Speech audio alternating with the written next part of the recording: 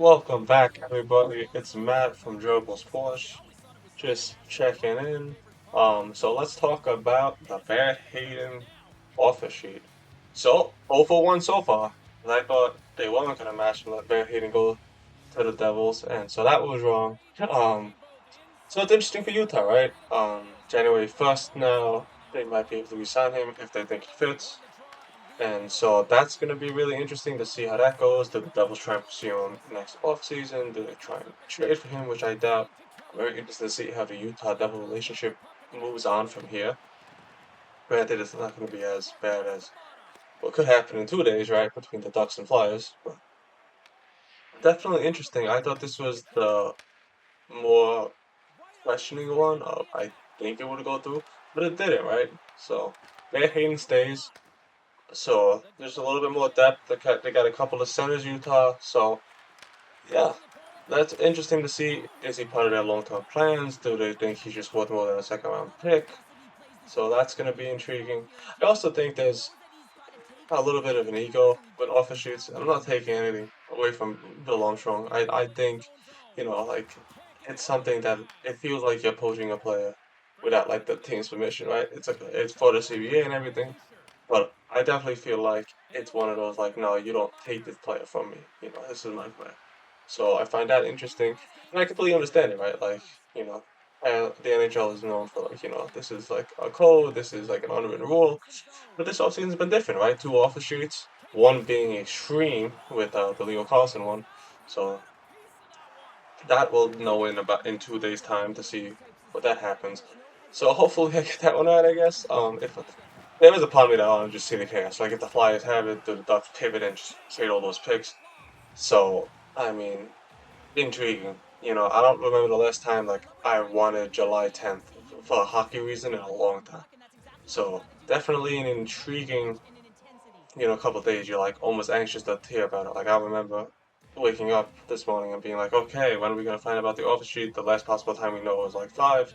I feel like we found out at like 1 or 2 o'clock Eastern time that like they're gonna match by Elliot Friedman, which obviously he's the guy when it comes to breaking information and definitely being trusted. So yeah, moving on from that, the Devils now still have that $10 million cap space. What do they do with it? They probably want to add a center, obviously, because I think Barrett Hayton was going to be number 3 and maybe Cody Glass 4. But yeah, so I know Bukestad right now is their fourth line center. So I think they probably want to get a little bit depth. They still need the top 6 guy, right? So that's really intriguing. That was basically the big thing around the league today. Is just that offer sheet. So definitely see it slowing down a little bit. So that's a little interesting.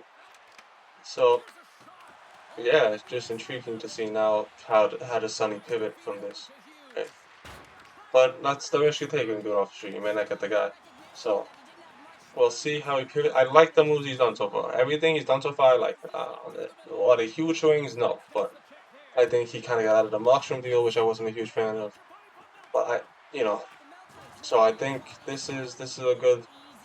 I still have a lot of hope for what Sonny's doing. Obviously, it's an early off season, and there's still a lot of time to go. But I like his early return so far, even though nobody has played anything in the ice, right?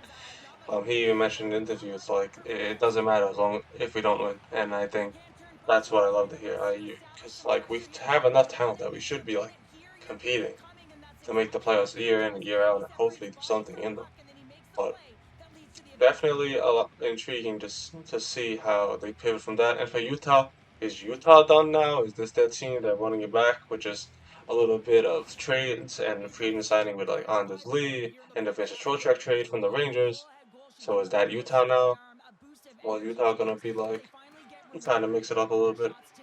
Like Israel Melka's gonna be their guy still moving forward. I know he didn't have a great postseason, but you know, and was it on him? Was it just Vegas was better? And also, it's a young team that didn't really know how to play in the playoffs, right? Like none of these guys had like any experience besides a handful. So it was kind of like the new city, the new team, the new experience. How do they build off of it, and how do they move on?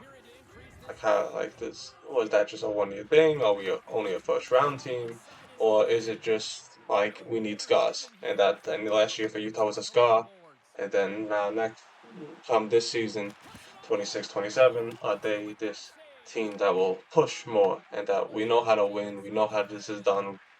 The playoffs aren't, wow, we made the playoffs, let's just be happy we're here, but like let's like do something. So very intriguing. I think the West is kind of more open than the East. I feel like the East you have like Panthers again, right? The Hurricanes are gonna be the trying to defend, trying to be like, no, this system works consistently, and it has worked consistently. And now, can we win cups consistently with this system? So I feel like the West, there'll be maybe more of a shot. Like who you thinking? Like maybe there's can Edmonton bounce back with a better goalie and Frederick Anderson if he stays healthy?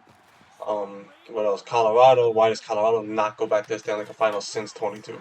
Like that is an interesting question. Like why has have they not returned? Like with that roster and with that talent, why have they not returned? So I feel like the West is a little bit more open than the East right now. Of course, anything can change, and when they start playing hockey, I could be completely wrong. I'm not above criticism in that way. So yeah, Barrett Hayton stays at Utah about Monmouth. What do you guys think? What do you think the Devils do to replace him? Do they go after a depth center? Are they just gonna get a top six forward in a wing? Or does nothing really happen? I think Sonny probably will pull at least one or two more things. I'm not saying they're gonna be anything major. So very interested to see how this turns out. I kind of want to know your guys' thoughts on everything. Maybe not even just this, just anything going on in the league. Maybe something I missed that I wasn't paying attention to. So yeah, definitely interesting. I think the huge news is into this, right? Maybe something happens tomorrow. Unlikely something really big happens tomorrow, but Theo Carlson's the 10th. So I look forward to that, and I look forward to talking to you guys then. Have a great rest of your day, everyone. Peace.